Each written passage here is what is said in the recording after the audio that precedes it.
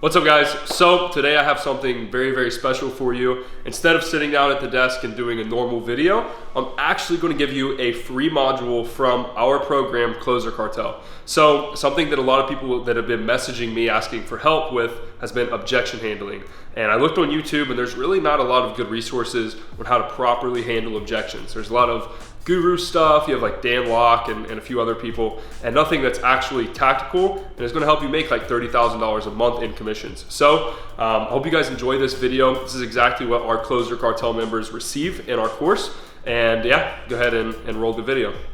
What's going on, guys? So in this video, we're going to be talking about probably one of the most important parts of closing a deal, and that is, of course, objections. So objections can come up for a multitude of reasons, and they're very, very nuanced. And this is the one topic that I think most rookie closers mess up on. They don't understand how to identify an objection, how to isolate it, how to break it down, and ultimately how to overcome it. So when we're selling high ticket deals, you're going to have objections. It's not ever going to be as easy as, hey, cool, it's 10 grand. Okay, here's my credit card. There's always some hesitancy. There's always some fear. There's some doubt. There's some lack of belief, lack of trust. And we need to know how to overcome that. So we jump into my computer. I'm going to go ahead and run you guys through sort of this objection handling process that we have and walk you step by step through our handling objections process and show you exactly how to do so and kind of take the mystery out of it. So let's jump right in. So guys, we are here in the document.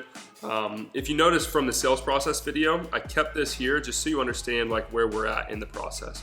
So this is objection handling, and first things first, right? We have to understand why objections happen.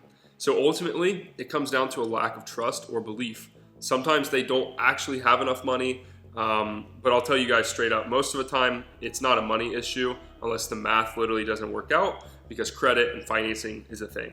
So if you're getting objections after what seems like a great call, right? You had a great call with the prospect, all went well, you feel good, and then they just throw up objections and you don't understand why.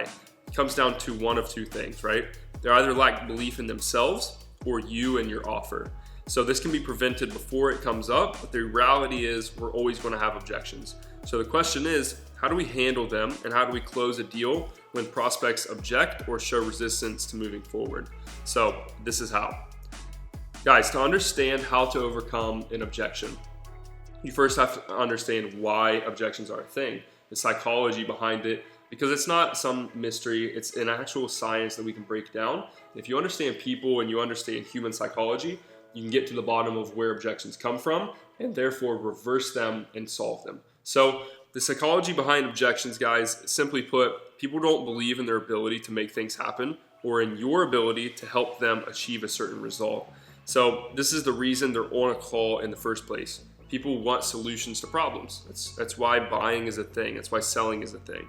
So at the end of the day, if they're not buying, there's some sort of belief that is lacking, or whether that's in you, your offer, whether it's in themselves, and we need to overcome that. Sales is all about passing belief and certainty to a buyer. This is done through psychology and reframing things for your prospect so they can see things from a different perspective. So I'm going to show you guys how to literally take someone from, no, I don't think I can do this, to, well, you know what, I think I can do this. Here's my credit card. And when you do this for the first time on an actual call, it is the greatest feeling in the world and you guys will never forget it. So let's dive into how to do so. If someone lacks the belief to do or that they can do X thing, right? Whatever X is, why would they spend money on a solution to help them do so? Maybe they want to do this thing, but in the back of their mind, they don't think it can happen. Maybe they've been burned before. Maybe they just flat out don't think they can do things outside of the normal world or routine that they live in. In order for us to shift their belief system, we need to use a couple of psychological shifts to our advantage. And the three main ones that we will use here, guys, number one, belief in self. Number two, belief in solution or your offer. And number three, social proof that others have done it. So belief is helping the prospect have the self-confidence necessary to undertake some sort of transformation. Maybe they want to build a business, but at the end of the day, their lack of belief is stronger than their desire to change. That's why they're not buying. So guys, when it comes to objections, first things first, if you want to think of this as a pyramid, right? You have the base of the pyramid. That is psychological belief. why do they believe or why don't they believe in a certain thing or a certain outcome, or why do they look at things from a certain perspective, right? So I actually put together some phrases here that will kind of help you understand how to open up a prospect so you can then do our objection handling process. So phrases like, John, I think we had a great conversation about your goals and where you want to be next year. So why are you hesitating to make the change? John, I feel like there may be a lack of confidence in our solution or in yourself. So which is it? Is it in us or is it in yourself? You're nervous. I totally understand. I actually had a gentleman a few months ago with the exact same situation, John. And you know what he decided to do? He took a leap of faith, and now he's living the exact dreams he told me about on this call in the same way you're doing so. If your lack of confidence is in yourself, John, why is that? Have you missed any other opportunities in your life because of this? So guys, the purpose of these phrases and these questions, it opens up the problem and it opens up the belief. So, and you'll learn here in a moment, to actually handle an objection, you need to isolate it and understand which part is the objection and which part is sort of the smoke screen, or just people's lack of confidence, right? That's two different things. So these questions, if you say, cool, you're nervous, I understand that, but is this a lack of belief in yourself or a lack of belief in us? And they say, oh, it's a lack of belief in myself. I just don't think I can do this. I don't have the time, whatever. So you lack confidence in yourself. Why is that? Then they'll tell you. Then you can go from there, right?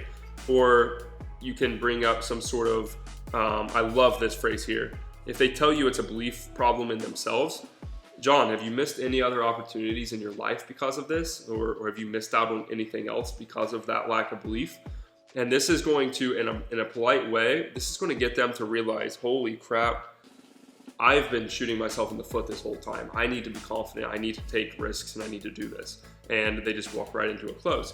So these phrases and this psychology is the basis of actually closing somebody with that has an objection.